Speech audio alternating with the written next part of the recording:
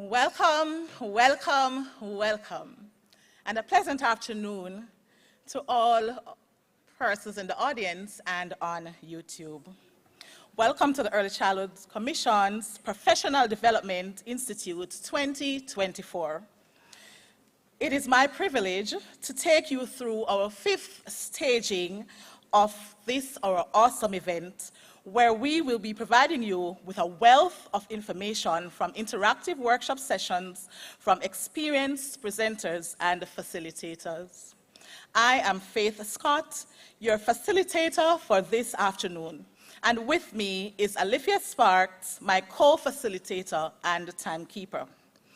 Our theme, A Place to Belong, a child's right to quality early childhood education, will bring awareness that will transform our appreciation through power-packed sessions. And guess what? You will be allowed to participate in these sessions by the sharing of your evaluations. At the end of each session daily, an evaluation sheet will be shared, which will be collected by the facilitators. At the end of the conference, a general evaluation should be completed by all participants. This will be done by the scanning of a barcode that will be shared later. This will assist us with future planning and the generating of your PDI certificates. Of course, we want you to share on your social media platforms using the hashtags #ECCPDI2024 and #12standardsmatter. We kickstart today's plenary session with a very relevant topic: resolving conflicts and building school safety through a lens of restorative justice. Restorative justice is defined as a philosophy and a theory of justice that emphasizes bringing together everyone affected by wrongdoing to address needs and responsibilities and to heal the harm to relationships as much as possible. Restorative justice in school setting is being used to replace traditional punishment practices with a community-oriented approach that involves all stakeholders. Finding a solution. Implementing restorative practices will aid in the reduction of conflicts and build school safety. Introducing restorative practices at the early childhood level will lay the foundation to foster an equitable and positive school culture through the strengthening of relationships and connections between the home, school, and the school community. What is restorative justice from a children's rights perspective, and how we can implement restorative practices to resolve conflict and build safer schools? To find out more about this, let's meet our team.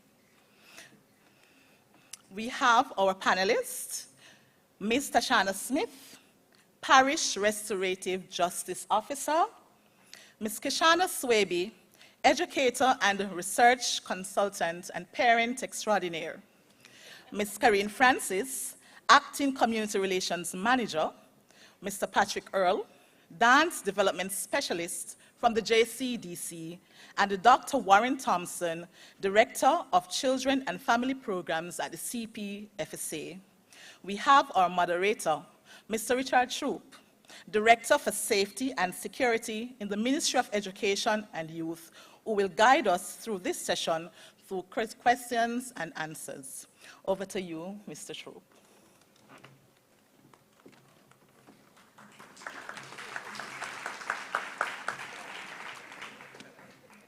Afternoon, everyone. It is so good to be here, and it is so good to see so many persons still with us this afternoon. You know, earlier today, when I took my seat, waiting for the opening of your conference, a colleague came beside me, Dr. Tortello. She said she wanted to sit beside a friend. And then 5 minutes after sitting beside me, she looked at me and said, Troop, what are you doing here? Because she knew me as the Director of Safety and Security in Schools Unit. And then I quickly took up the program and I showed her the second page. that I was the moderator for this afternoon session. But even if I was not the moderator and I had gotten the invitation to be here, I would have gladly accepted the offer for two reasons. For many of you who know me in the non-government community or work with the early childhood sector in inner city communities was one of my pride and joy back then. You see, because for us who work with the early childhood sector, we know that our educators do so much with so little. We know that your passion and your commitment to impacting lives is what has been making a difference and not so much the compensation. We understand that. So I had to be here to support you. That's how you go. But then again, there's another reason why I had to be here. Because I got a call from your executive director. A few months ago, she said to me, Sir Troop, we're having this particular week of activities. We would like you to moderate because we have to find a way to get the early childhood institutions located within or serving our communities that have been declared as zones of special operation to be here and to understand how even at the early childhood sector level, there are some things we need to do differently. And so I am happy to be here. I am not a keynote speaker, I am just your moderator. So if you look at the topic for our conversation today, resolving conflict and building school safety through the lens of restorative justice. And we have a good panel that is going to help me and help you to better understand this and its implications for us moving forward. So as a moderator, I'll be posing some questions. Only 7 questions I'm going to be asking the panelists. And then 15 minutes to the end, I'm going to be opening the floor to invite some questions from the floor. And please give them very hard questions. Yes, because you're good like that.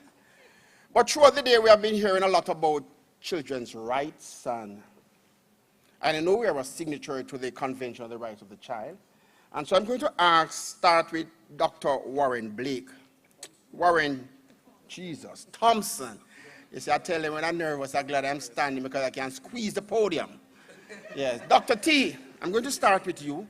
Just give us an idea of where we are in the context of child rights in Jamaica, where we have been making big strides in areas and what might be areas of concern still. Yes, so over to you, Sir T. Good afternoon, everybody.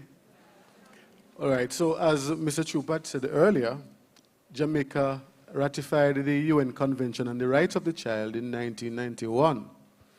So well over 30 years, we have made commitment as a government to do some things to ensure that we recognize the rights of children. And I'm sure many of the persons who are in the room today would have participated in the child rights workshops that the ECC does from time to time. So I wanted to remind me now, when we talk about rights, we'll look at the 3 Ps, the 3 types of rights. Can anybody remember one of those? That's a what? The right to protection. So children ought to be protected from abuse, children ought to be kept safe. And so we would have, I should also say that we would have enshrined the Convention on the Rights of the Child in our local legislation, the Child Care and Protection Act, which you are supposed to have in the institutions. Now, we have done a number of things, Mr. Troop and colleagues, when we talk about protection. We have made it easy for persons to make a report where they have a child protection concern, and that is through the 211 child abuse reporting line. Mark you, we are well aware that based on our culture, there are many individuals who are not aware of the rights of children, including the right to be protected. And therefore, we are doing a lot when it comes to public education. In fact, the National Plan of Action for an Integrated Response to Children and Violence, as one of the indicators, as one of the indicators the number of persons or the percentage of persons who are able to name specific rights of children. So the government has made a commitment to ramp up efforts to ensure that our citizens are aware of the rights of children. So we talked about protection, protection from all kinds of abuse, including sexual and physical violence. And the Sexual Offences Act has a specific section, or set of sections rather, that are devoted to children. Now, what is one other P? Participation. I like it. Yes, participation rights. Children have a right to be heard, have a right to participate in decisions made concerning them. And the government would have activated a number of bodies to get the views of young people in our policy-making processes. So there is I think it's Jamaica Youth Council, different organizations have children's advisory panels, children's advisory committees. There's a National Secondary Schools Council, National Police Youth Club Council, and so on. So there are quite a number of bodies that are in place to get the views of young people and have those views contribute to policy-making processes here in Jamaica. What is one other P? Thank you, the provision rights. Good, so children are to be provided with some things. And we can divide those provision rights into two types of rights, or subcategories, let's call it that. There are the developmental rights and the survival rights. So survival rights, there are some things that children need to be provided with in order to survive. So we're talking about food and health care and so on. And then there are the developmental rights, like their right to a name and nationality, right to education, and so on. So we are doing a number of things in Jamaica to ensure that we do not breach children's rights. But of course, we recognize that we are in a culture where children's rights are breached very, very often, maybe every day. But cultural change takes time. And this conversation that we're having here today, Mr. Troop, is aimed at getting all our stakeholders here to be champions for the rights of children. I don't know if there is much more from it. I think I can talk for the entire day about this, I should say. That's good, that's good. You're setting the stage, you're whetting our appetite, and clearly you have a very interactive audience. Yes, so that's good. Give yourself a round of applause for those persons that would have indicated the 3 Ps. Yeah, what kind of thank you clap that? Yeah.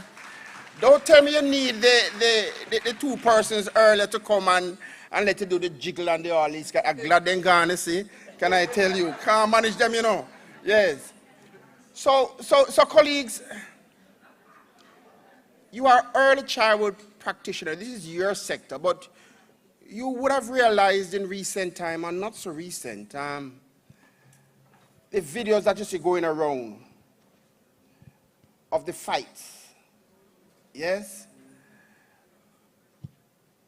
And this has been a cause for concern. That's where it go. Major cause for concern.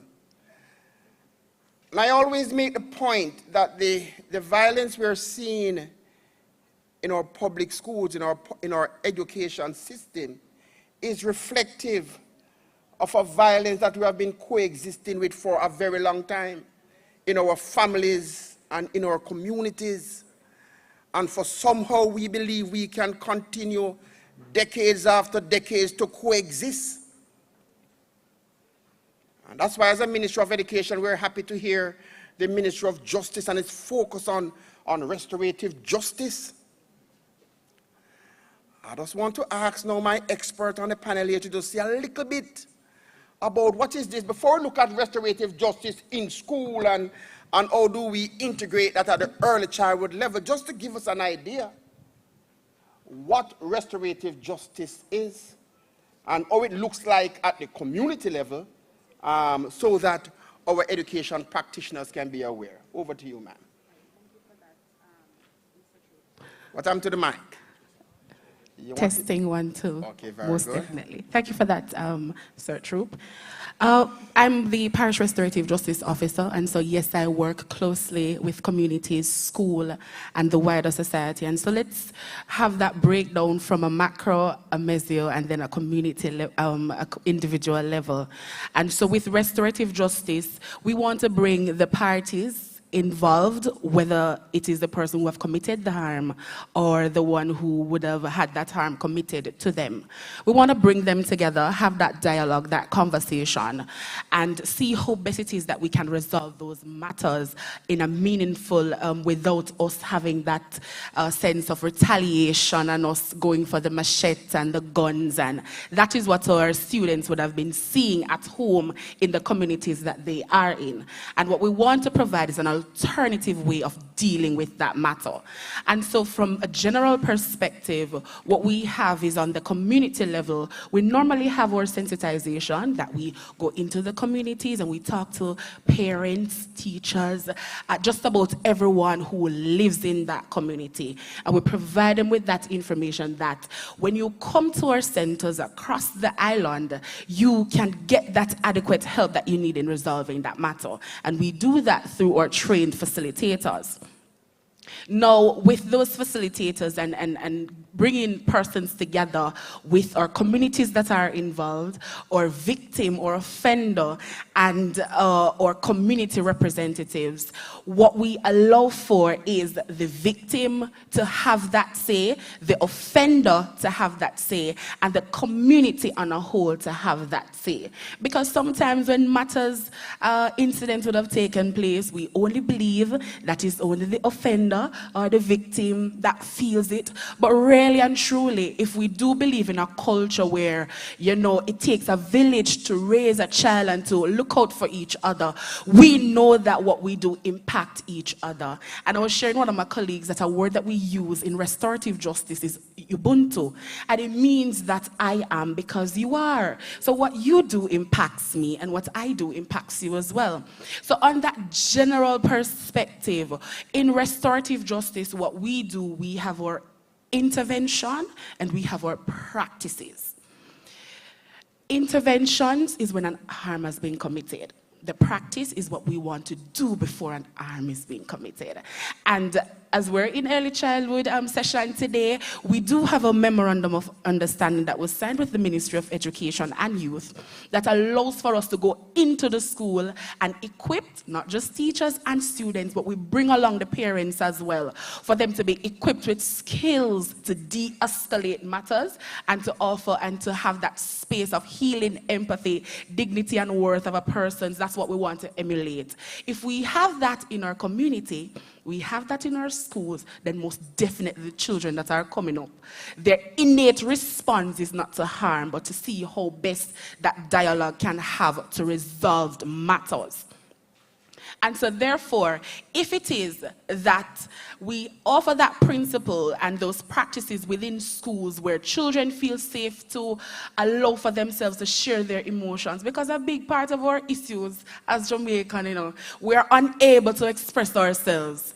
And so we're unable to identify the emotions that we're feeling. And so I feel away because somebody do me something. I feel away because they said something to me. Away, but we're not sure what that away feeling is. In restorative practice, we allow for children, parents, teachers, everybody to be able to say, I'm feeling frustrated. The way that you talk to me, I don't like that. And me telling you that is how I'm feeling is not no disrespect, but allowing you to see that from your perspective, what you have done, this impacts me in such a particular way, and I want to be heard in a meaningful way. And so when conflict arises, we're able to have that dialogue to resolve the matter. Excellent. Thank you so very much. When conflict arises, and conflict will happen at any level of the system, right? At any level of the system. I know as the Director of Safety and Security, oftentimes our school leaders rely a lot, probably too much, on suspensions and expulsions to treat with student infractions. Truth be told, you suspend and you expel, and you suspend and you expel to what? And when they come back, when the students come back, when they return to school, the issue has not been resolved. Yes? You know what?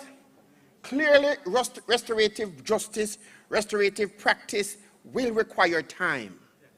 Yes? Will require some serious mindset changes too. Remember, we're talking about its relevance now to your sector. We're getting there, right? We are getting there. So clearly, we're not starting from scratch. Because our panelists just shared with us the fact that we signed a memorandum of understanding between the Ministry of Education and Youth and the Ministry of Justice for restorative practices to be delivered in our school. In the last year, my sister, I don't know if you remember the stats, in the last year, over 256 schools across the 14 parishes, over 7,900 parents, students, and teachers would have benefited from the training. And the training will not necessarily equate to change in behavior, but it's the consistency. Yes? It is the recognition that behavior change takes time. It's a process that we are confident that we're going to be making a big difference. So we're coming down, because I want to look at now the early childhood sector. Yes? So you have heard us talk about the RJ and being in school. And tell me what safety look like within the early childhood sector. What it look like, what it feel like, what it tastes like, and would restorative practices be relevant to early childhood? All right, so thank you so much for that, Mr. Troop. So what does it look like? So it looks like us having our parent play sessions at the ECC level, because our children are this young, that violent tendencies tend to develop more at the primary and high school level. So here we are trying to resolve conflict among parents. So we're starting with our parents.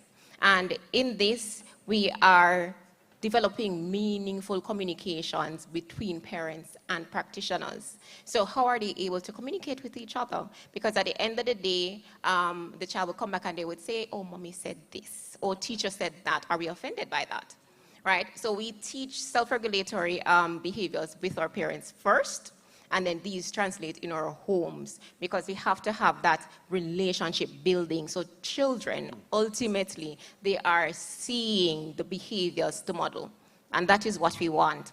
Now, what does it feel like? It feels like children being active participants. And we use play. So February is Dub Play Month at the ECC. And in play, we teach responsibility, we teach accountability. We are teaching them how to take turns, how it is that you will learn from your classmate. We're teaching leadership skills. We're building their confidence. So each child now, with their rights, they have that responsibility, and they are open to expressing themselves more.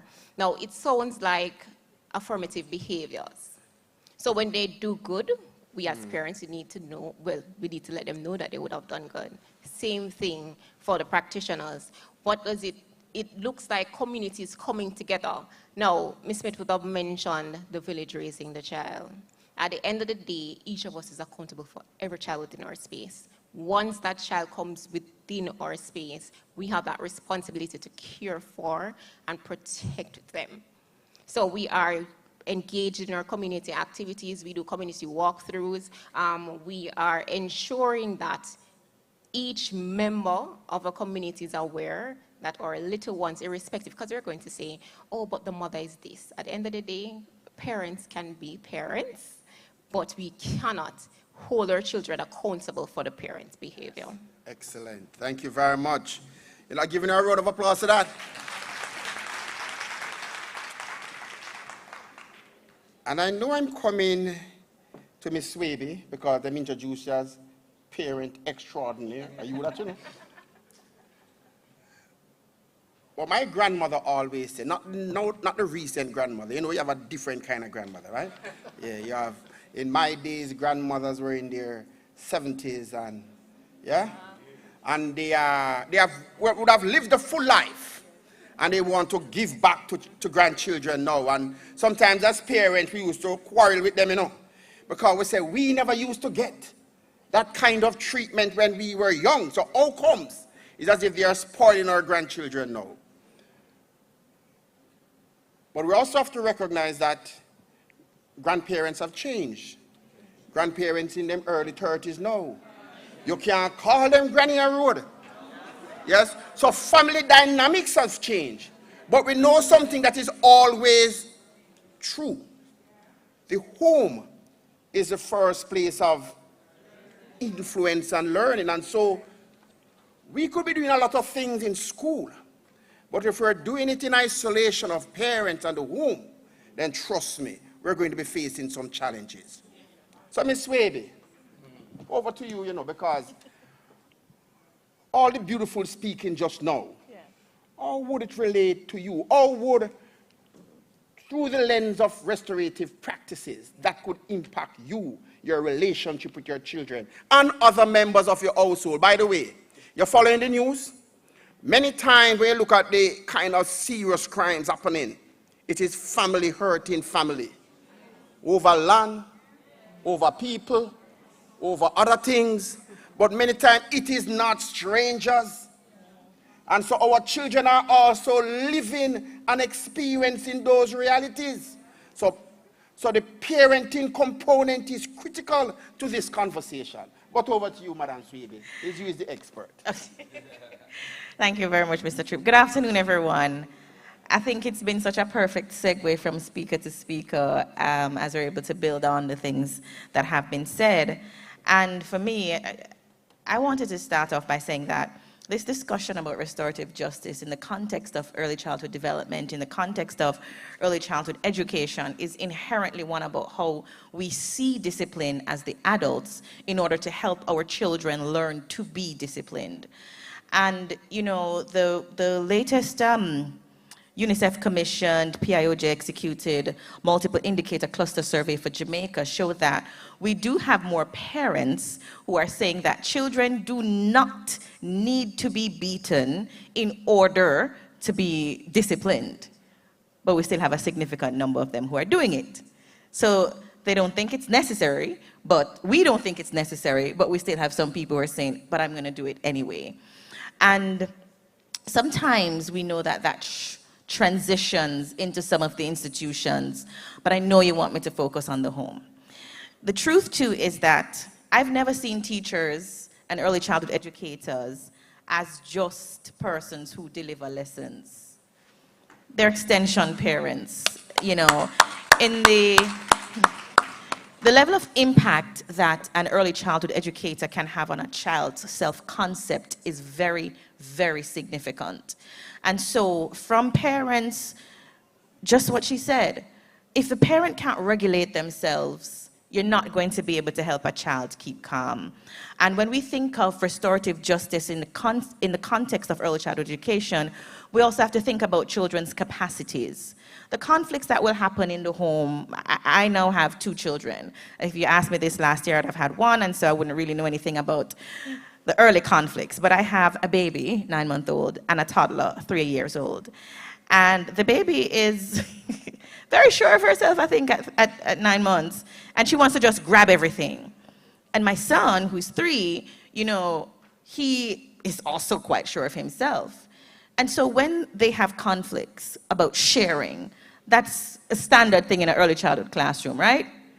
And if we make them feel bad, instead of seeing that my 9-month-old daughter just does not have the capacity to understand that everything is just not for her and that she can just take them. She doesn't know that yet. And my son, when he gets upset, he doesn't know yet all the ways to calm down. But it's yet. Because if you think of discipline in the context of the original word, discipleship and discipline were about learning. So children are on this journey of learning, and so we have to equip parents as well as our educators to understand that that is how we are to see the behaviors that we don't like. We cannot hold children to the standards of, we can't hold a 3-year-old, a 4-year-old, a 5-year-old to the standard of a 7 or 8 or 9-year-old. Because they're definitely not at the same level of development. And so our responses to them have to be supportive, and we start first by being able to keep ourselves calm. I always said to my husband, if I find that I'm starting to raise my voice at my son, I know something else is going on with me. And I can imagine it's the same for you as the educators. You mean children well, and if you're in the classroom and you're starting to get very, very frustrated with a child, we all have to pause and say, hold on, hold on, hold on. I didn't eat breakfast. Never drink my tea. This issue is not really me and this child. This issue is me and my son at home because he never finished his homework and in the last minute asking me, mommy, to help when I need to go through the door. You know, it could be things like that. But this idea of helping to make things right is the simplest form of explaining restorative justice at the early childhood level. It's helping children learn how to make things right. And we have to show them by how we make things right. When something happens, how are we treating with that child? Are we too big to say to a small person, because that's what a child is, a small person. Are we too big to say to a small person, I'm sorry, you didn't like that, you know, and I understand, and mommy was not having a good day. So what I find is, and I shared it with Dr. Thompson earlier, at school my son had a conflict with one of his friends. Are you hearing me? Yeah. Okay, good. My son had a conflict with one of his friends, and he could say to me, Mommy, me and my friend were not friends today because he did this, but we're going to be friends tomorrow. And I was like, all right, no problem. Because I didn't need to intervene. They've already solved their issue. They're not friends today, but tomorrow. And so sometimes, too, it's about us as I know that he has learned that because we have said to him in the home, it's okay to get upset. We get upset, too. But you know what? It's still going to be us tomorrow. Right. So that has translated now into school. So for me, as a parent here, as a researcher here, I'm looking at how we can be better at teaching conflict resolution, because what you said, Mr. Troop, at the top of this session is important. We cannot change the society by starting with the finished products. Unfortunately, we have to go all the way to the beginning. And that, for me, is how I see restorative justice at the early childhood level. Excellent. Wow. So after all of that, perhaps you're wondering then is what Mr. Earl is going to be saying now. Because we have already heard such a fulsome information. You know, it's been a long time since I've left early childhood level, right? You can see that, don't it? About 10 years ago. Yeah. But you know, one of the things that I always appreciated at the early childhood level, the practitioners, that I would have hoped that it would have been replicated at the primary and high school level in particular. The ease at which our practitioners can just affirm our children, to let them feel special. And you do it in such a way, high five, and you know, and then the more we go up in the system as if we do not want to acknowledge and celebrate the strength of our children. So yes, them get trouble, yes, and in a particular time you wonder, yes, but when you see them doing the good things, do we bless them up and big them up? Publicly in the same way we would want to bash them? That's why I love early childhood and you as practitioners, because you always teach by lived experiences, or you interact with your students, allow them to feel special and honored by you. So Sir Patrick Earl, you're one easy, you know, because you saw the amazing talent of our children earlier today. And if we don't get it yet, the infusion of the arts as a tool, it might not help me, because I swear, I do have no dancing bone in me. My wife have all of that. The children have all of that. But our nation's children, trust me. I hear the guest speaker say that the ease at which they can manipulate the phone, well, for us as Jamaican, the ease at which our body can just move in a particular rhythm. It's been born with, except for me.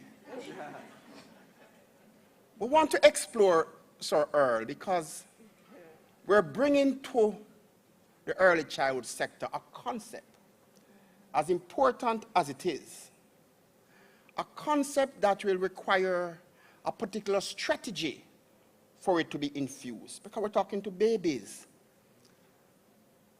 Without the PowerPoint presentation that talk about all the different terminologies, how do we get this message to the early childhood sector, the students and the practitioners?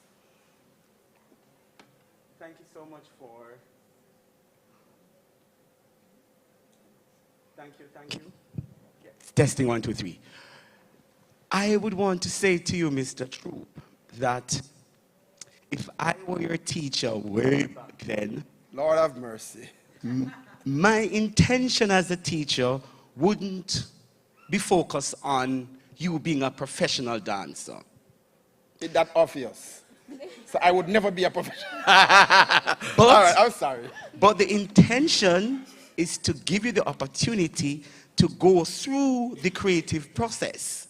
And therefore, you think deeper. You approach things with an inquiring mind.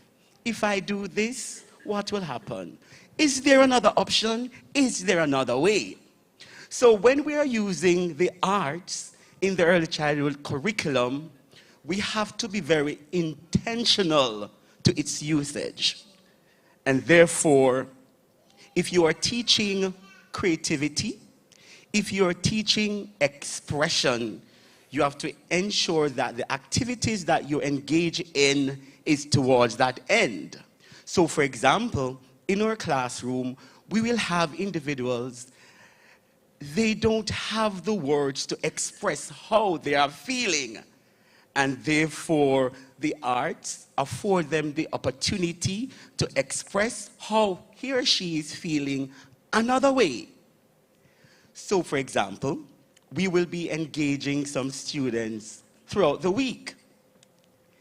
And one of my strategy in dealing with identity and individuality is to get some ribbons, varied colors. Who like red? Who like blue? Come and take, right? And each student will come to my box, my prop box, and select a color, a red, a blue. A student may say, I don't like yellow. Well, I like red. And I may say, why do you like red? It reminds me of an apple.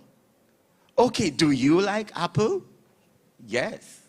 So I shift the focus on not liking the red, but finding something that everybody likes. But also emphasizing that it's okay to like red. It is okay to like blue. And therefore, in dance, we have a thing called personal space. So each child will have their red personal space.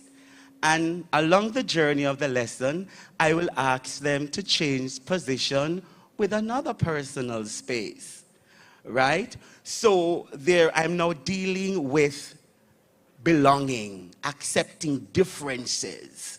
Wow. So the intentional use of the arts is important. And therefore, and I can pull on that experience because I have studied dance for 7 years. Teachers in front of me, you did 3 months introduction to dance. And therefore, I am looking to you to pull on a large body of knowledge to dissect and present your content. No. I am giving you a basket to carry water.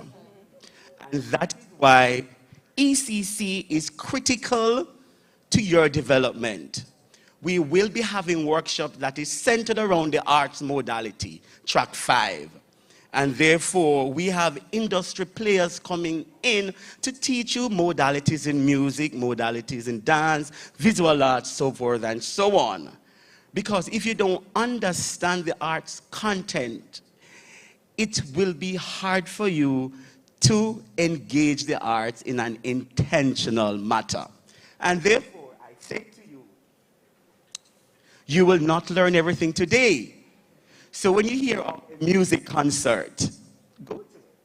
When you hear of a visual arts exhibition, go to it. When you hear about a dance presentation, go to it. So you can look deeper into presentations, and therefore you can look into your content and come up with better ways of engaging the students. Thank you very much, sir. Thank you very much. We're doing good with time, can I tell you? We're doing perfect with time. And that would afford us the opportunity to open the floor a little earlier than we planned. But that's okay, because I suspect that you have burning questions. I remember, I tell you, don't go easy on the panel, right? They can manage your questions. Do not be afraid to ask the questions, and do not worry that they'll be too difficult for our panelists to respond to. So, this is how it's going to go. There's going to be a mic on the floor, right? So if you're going to ask a question to any of our panelists, you raise your hand, we will bring the mic to you, you pose your questions, and then somebody from our esteemed panel will respond. Any questions? No, really? No. Okay then, that cannot be true. No, but don't bother with that, Sir Earl. Are you serious? Any questions, colleagues? Where? At the back.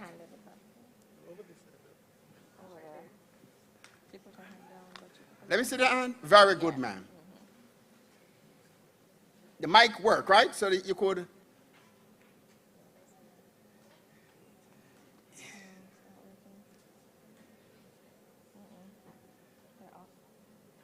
Yes?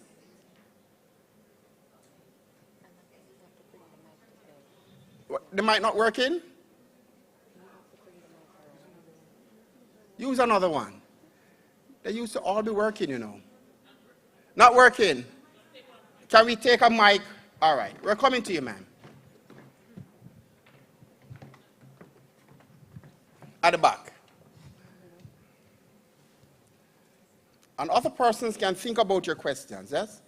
We are expecting at least 5 questions. At least.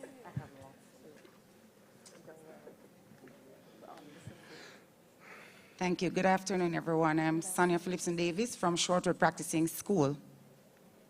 All right, at our school, let me not personalize it that much. I believe that there are pockets of educators that are currently using the practices that we would refer to as restorative justice practices.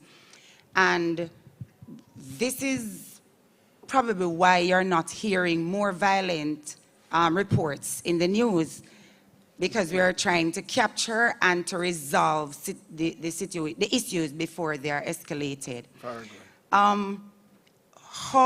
What is the plan to actually certify the persons who are directly connected to the behavior management operations in the early childhood institutions? Mind you, I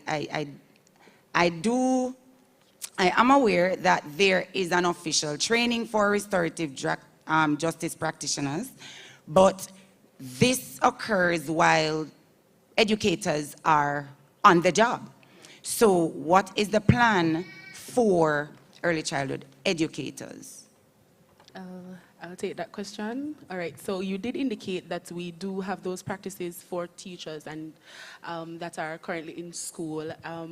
However, what we'll be doing is that working with the ECC going forward, we can't make those alternative arrangements for those training to happen when it's convenient for the school, because we're very flexible at the Ministry of Justice. We, as our minister, is heavily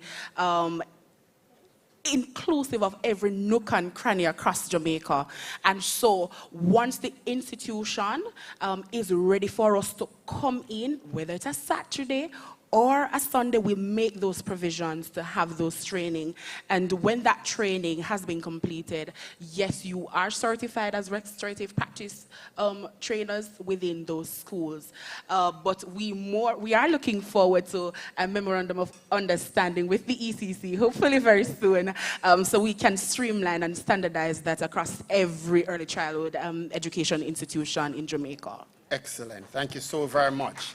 Yes, and I see another question, another hand. But let me, before we take that second question, a blue Toyota Cross, license number 3866KR.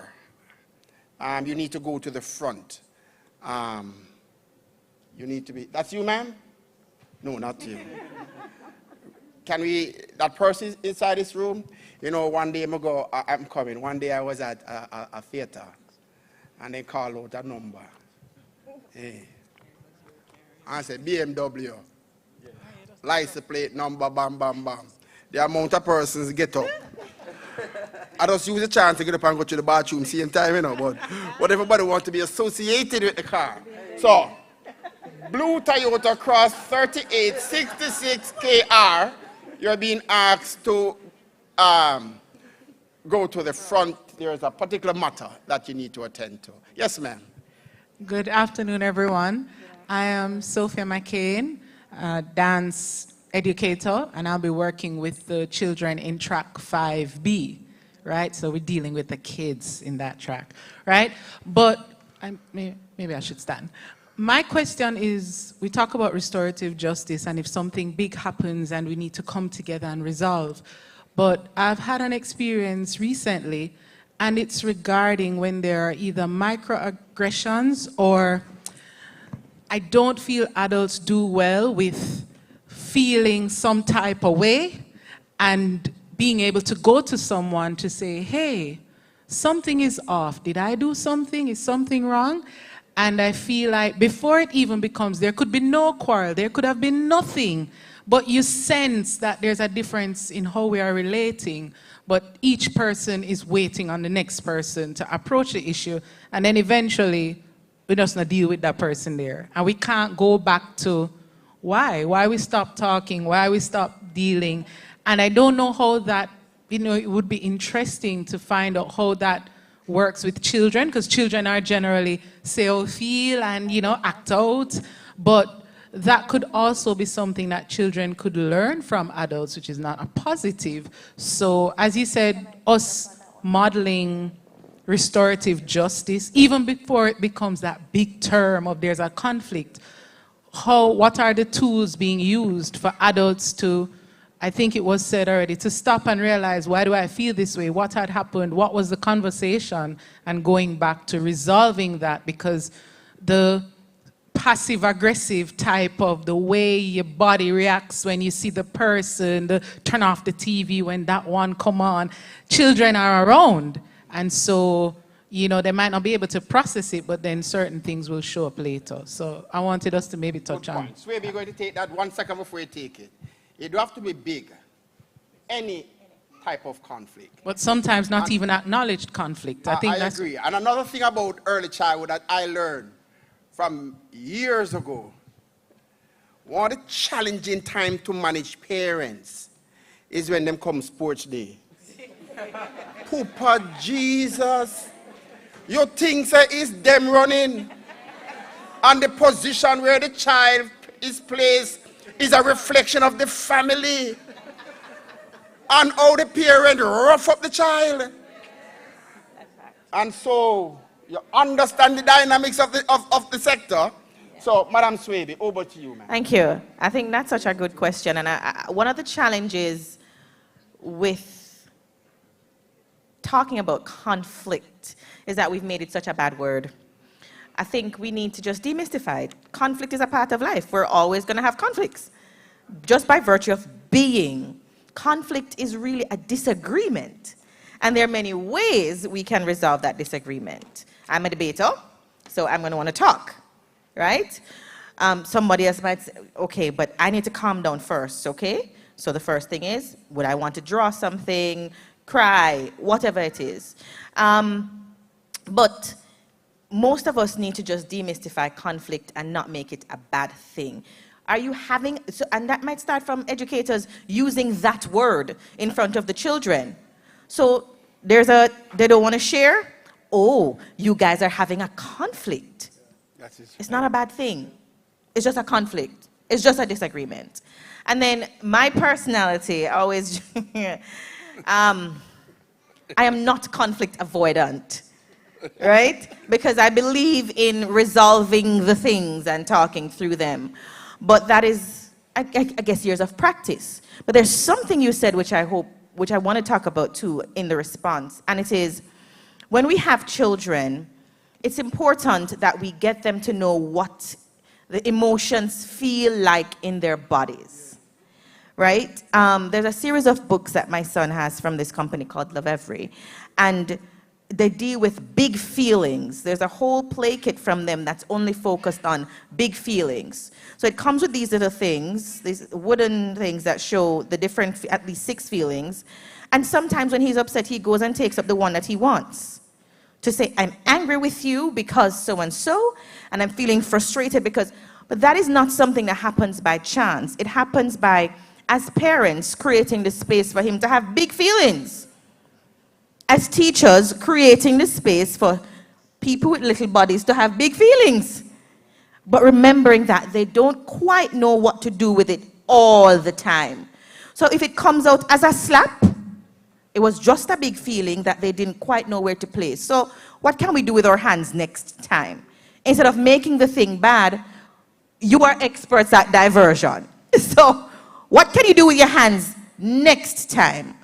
When you're crying, okay, but you want me to help you, so could you try to talk to me when you're calm so I can help you? So, and I want, and I want, and I want. And so what the dad did was, yes, did the son have a big emotion, tantrum? Yeah, he melted down. And the dad left everything in the store, took him outside because he needed to be in a space where he could calm down and not in front of everybody. So the dad took him outside, he calmed down, and they went back inside. But from the perspective of the little boy, he said, I felt my tummy starting to twist in knots, and I felt my face start to get hot. So the dad then said to him, and that is how you can tell that you're getting angry or you're becoming frustrated. So he's starting now to learn what he is feeling and that it is okay to have these feelings, but what needs to be supported, as educators, you'll know this part better than me, what we need to scaffold is then beyond the identification of the feeling, what do I do when I'm having that feeling? And the final part of it is this other book which speaks, it's called Quiet in My Body, where of course, now we get to the skills to respond to it.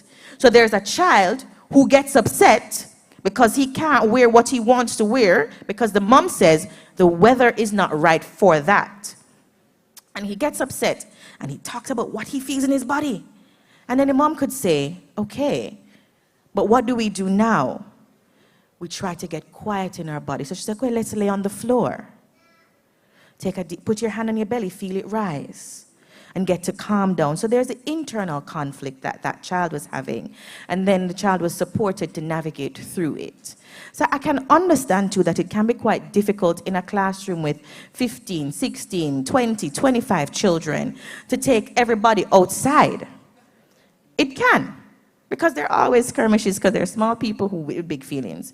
But if you can take one from time to time, you know, if your support teacher can take one, and then you try to build on that. But also, when you have the PTA meetings, help the parents to help you. Because the truth is we have to accept that some parents just don't have the skills to support what you want them to support you with at school. And sometimes they simply just have never been told another way. So maybe if we start from that, start by saying, yes, it's okay for the child to get upset, but you know, sometimes just lay down with them on the floor. I've had to do that with my son. And I said to my husband sometimes, you know, we have to treat the children sometimes like the phone. If it gets wet, you have to put it in rice. And what I did with my son when he was younger, when the big feelings were going on, I'd get some rice for him to play with. And then, so something sensory. And then afterwards, we would be able to address what happened. So that's what I would say. Thank you, thank you. Dr. Thompson would like to add. Thank you. Just a couple of things. One, we're talking about restorative justice from a... This one seems to be a little bit more reliable. Right, so we're talking about restorative justice from a child rights perspective. We have to remember that children have a right to be heard, right? So when they're having those big feelings, sometimes because of the way in which they express themselves, we shut them down as adults. We have to give them the opportunity to express themselves, whether they are the, let me say the victim, for want of a better word, the person who has been harmed, or even if they are the ones who would have perpetrated the harm against another child or even another adult. And getting in control of those emotions, or regulating those emotions, is very, very, very important. And we teach them. One of the challenges that we're having, certainly at the high school level, is that the children don't know how to regulate their emotions, right?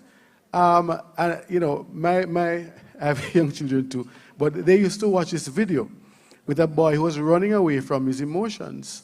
My face is getting red. I'm feeling very hot. I'm so angry. I feel like a dragon, right? So the emotion was running him down, and then he had to just deal with it. So we used to sing that with our boys, right? But one of the things that my wife did in particular is whenever they get very angry, they have these big emotions they don't know how to express, she would give them a hug and they sing a song. I can feel your heart beating, thump, thump, thump, just to get them to calm down so they can talk about the emotion. And then, of course, the other thing that we do with them, and this is what we do with, in therapy with even adults, is just the breathing exercises to get some of the stress and the tension out of the body, right? So we talk about the somatic experiencing. Your body bears the cost of that, what you're feeling, right? So they get very tense, and they say, okay, breathe in, and we count, breathe out. Right? Until they know it. You know, what are you supposed to do when you're feeling so angry? All right, breathe in, breathe out. All right, why are you angry? So have the conversation, and we live in a culture where we don't have our children talk about how they feel. And it's very important that they do talk about it, talk about how they feel. You know, why are you so angry? Oh, Tom made me angry. No. What did Tom do to make you feel angry? Right? Tom didn't make you angry. Tom did something and you feel angry because of it. And then you can bring both of them into a conversation to repair the harm that has been done. Yeah. I would like to just add yes, man, a round of applause, you know. And it's good coming from a dad too, you know.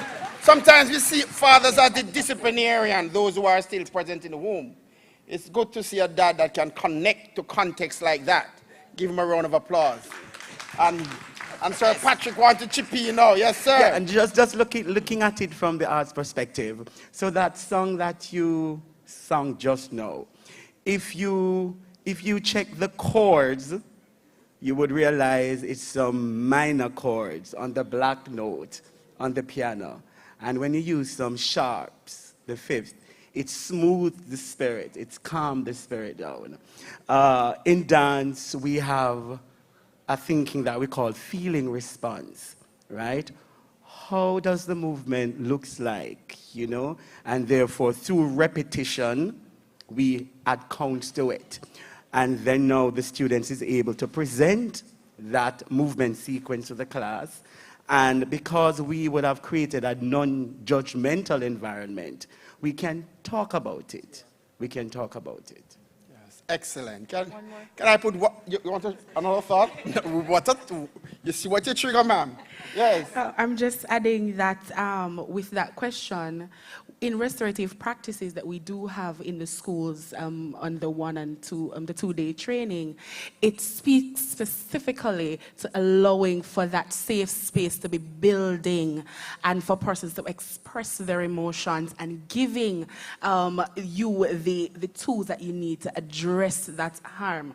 And so we're not in the restorative practice training, we're not necessarily looking at the incident at that time, but providing you with the skills at that time. So that is the preventative side of it. And so at the Ministry of Justice, we do take into consideration that sometimes the skills that we want based on the emotions and the big feelings that we're having, we forget the training and harm has been committed. And that's why we need restorative justice. But before that, we do have the skills that we need.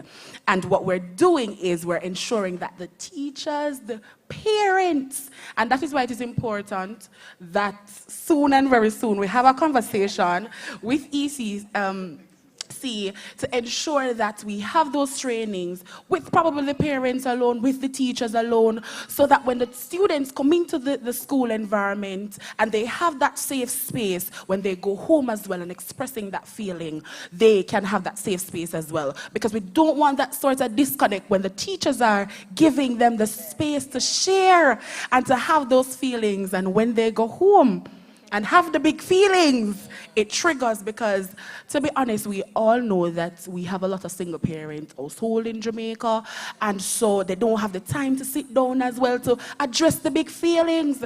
And so sometimes those come really when at an early age we introduce the tablet to shut them up when they're having a tantrum, when we don't address the harm.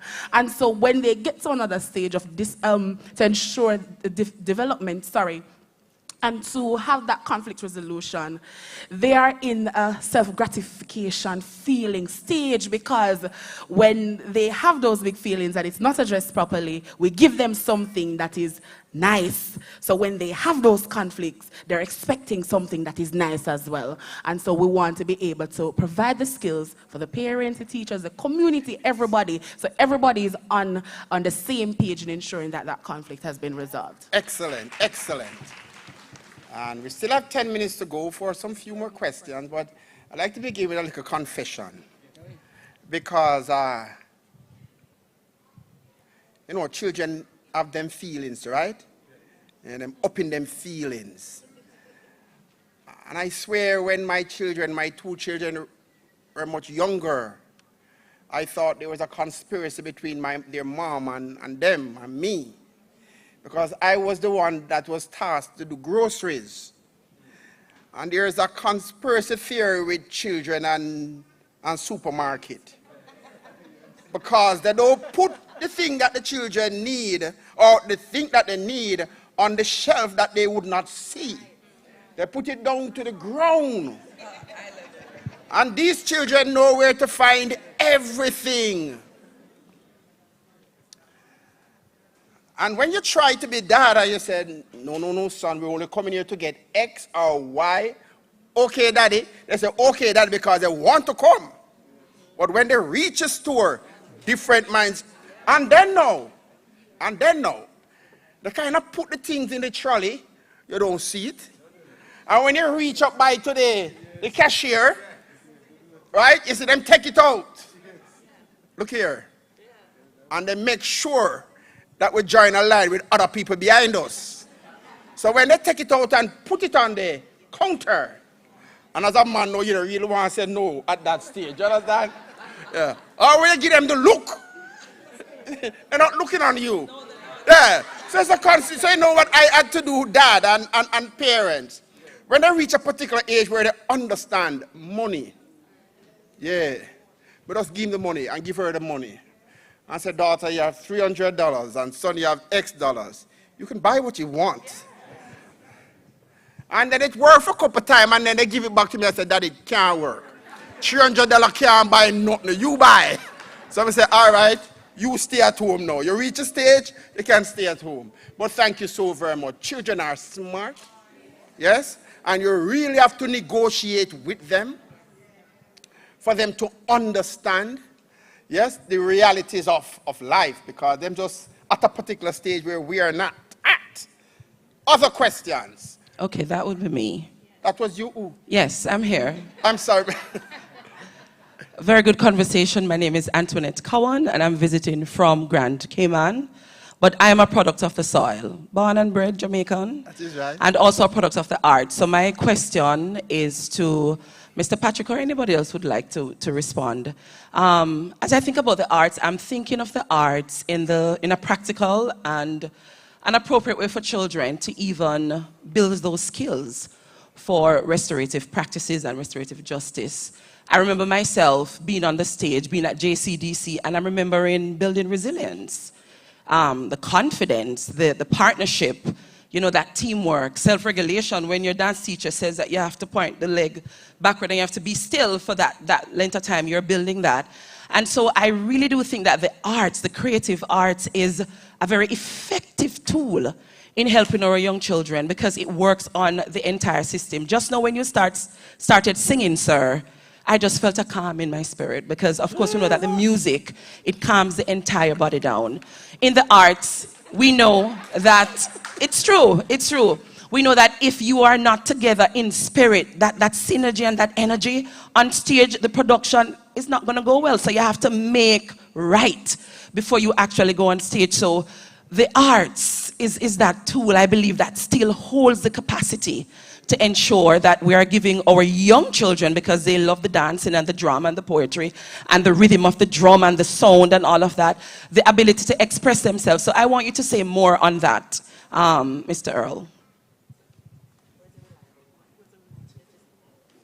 Can I also add too, because so many of our parents keep our boys away from the arts for whatever reason. So how do we also work around that reality?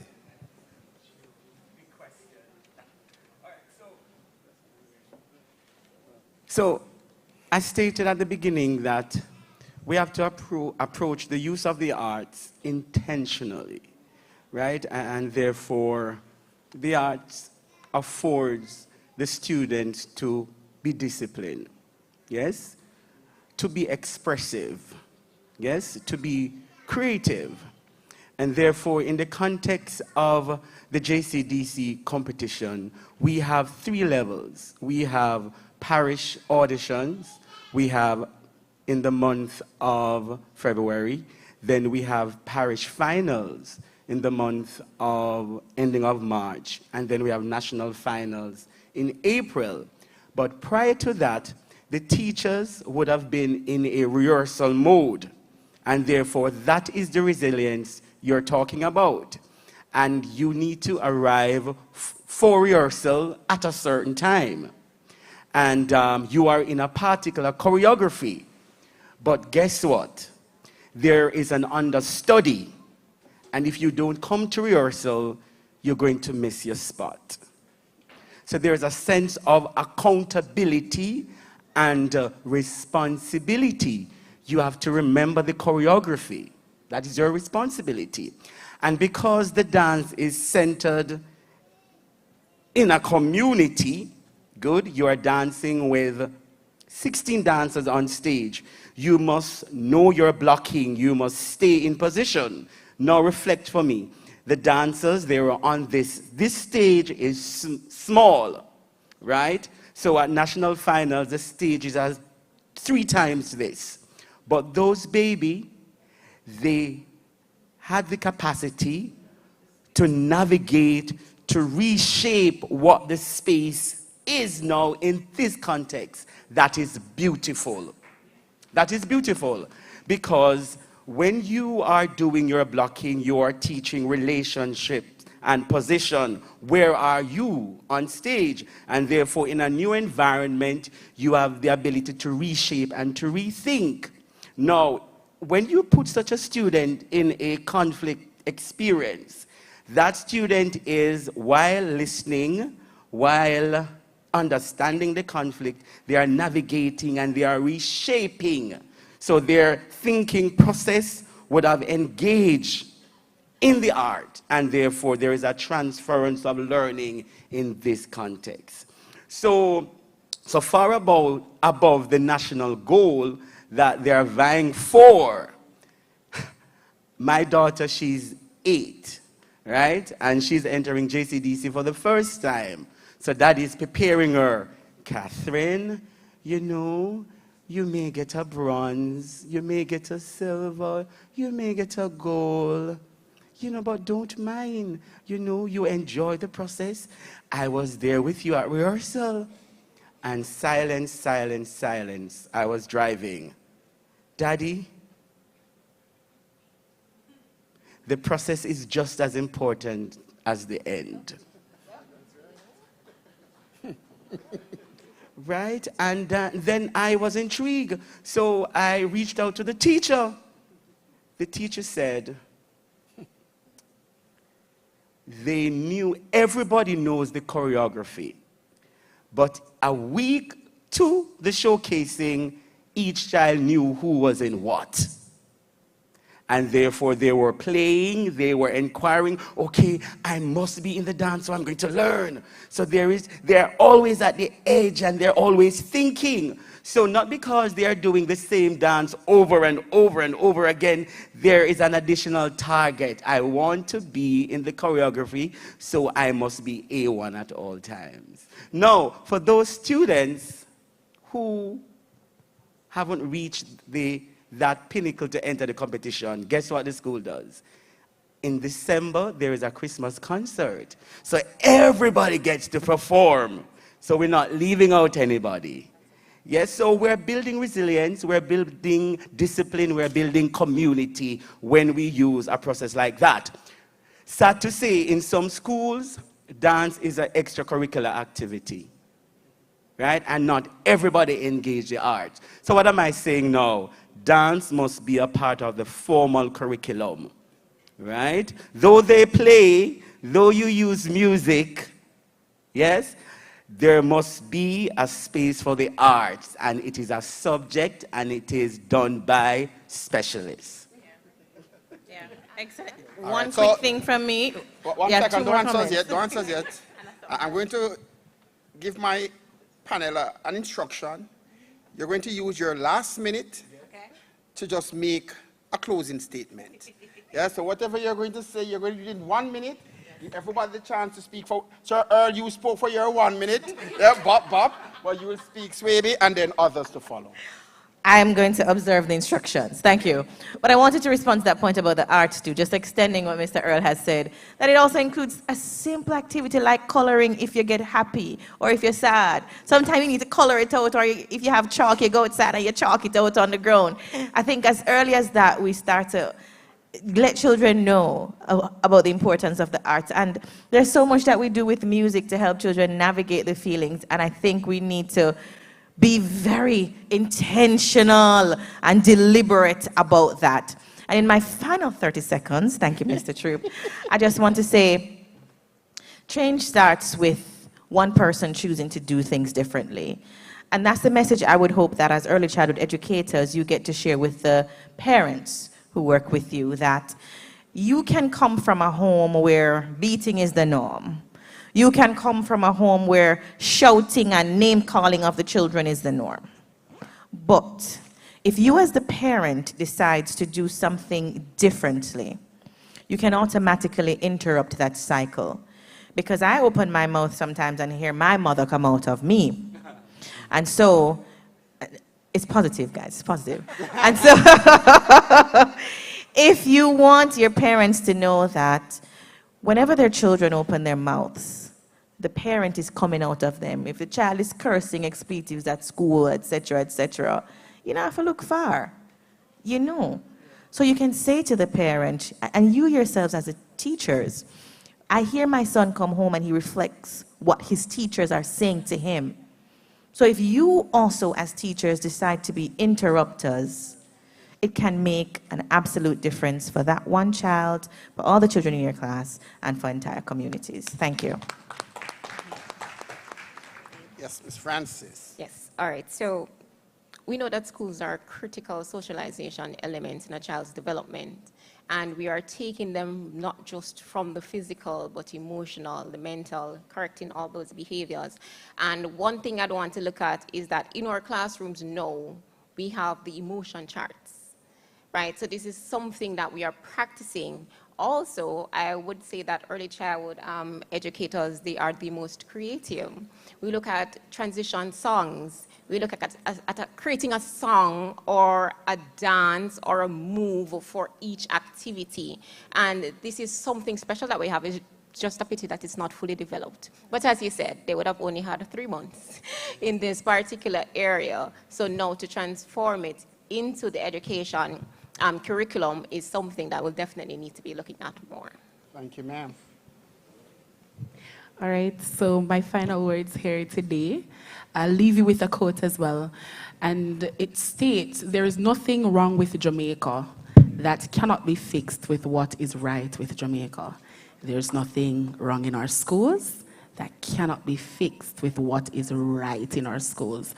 Restorative justice practices and intervention, it allows for that safe space, for the right things to be embodied by our parents, our teachers, our community, and by and large, when those little toddlers, little ones, when we see them in the high school, when we see them in our society, whatever they want to become, we would have already shaped them from that age. Thank you so very much. You're not going to give her a clap? Okay, okay. All right. You know, when the children go to school, when they come home, if teacher tells them one thing, we can't tell them otherwise. True. Right? If teacher says one thing, we can't tell them otherwise. Right? So teachers are well positioned, especially at the early childhood level, to change the culture of conflict, crime, violence, aggression, etc. that we have here in Jamaica. And as parents, we look to the teachers to help us to be better parents. So my last word is just to encourage you to engage intentionally in the restorative practices in your classroom, but educate your parents so that they can replicate them at home as well. And I think if we do that, we can see some transformation in our country. Thank you so very much. Let's give a big round of applause to our panelists. You have been a wonderful audience. Thank you so much for the questions you would have asked. Rest assured, there are some critical, important next steps beyond this conversation today. We hear things like an MOU between the Ministry of Justice and the Early Childhood Commission. That is possible. We hear about providing training for our early childhood practitioners. That is possible. We hear about training opportunity for our parents. That is definitely possible. So we have some low-hanging fruits on which to build on beyond today's conversation. I wish for you the best for the rest of the week. Thank you very much for the opportunity to have served in this capacity. And I now turn over to Ms. Faith, who is going to do that final wrap-up. Thank you very much.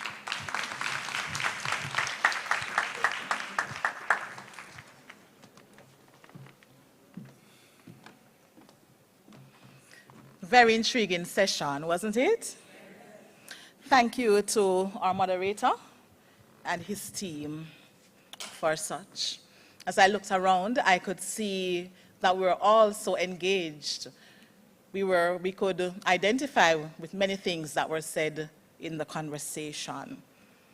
Restorative practices indeed requires unlearning the negative practices to which we have become accustomed and learning new practices, such as allowing for individuals, such as parents, teachers, and students to identify how they're feeling and verbally express same. Integrating the arts in the early childhood classroom also allows for positive expression of feelings. And when we speak of the arts, we mean the poetry, the music, the movements, the arts. And as our moderator said, we cannot change the society by starting with the finished product. And here at the Early Childhood Commission, we have been doing our part in engaging our parents through our parent places by teaching self-regulatory skills. Thank you to our audience. You have been wonderful indeed, both here and on YouTube. We invite you to be here tomorrow morning, where we will take you through some other riveting sessions. Feel free to give us your feedback or share your thoughts on any of our social media platforms. Have yourselves a wonderful evening.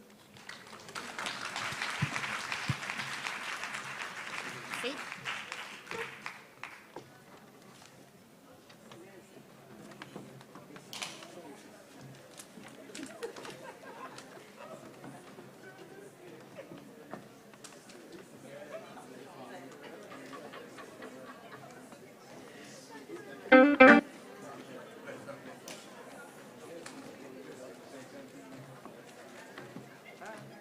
have a bag for me? Ah, thank you. Thank you, thank you. Come on, get your bags. Best way to capture attention, get more followers, and drive more sales. They're engaging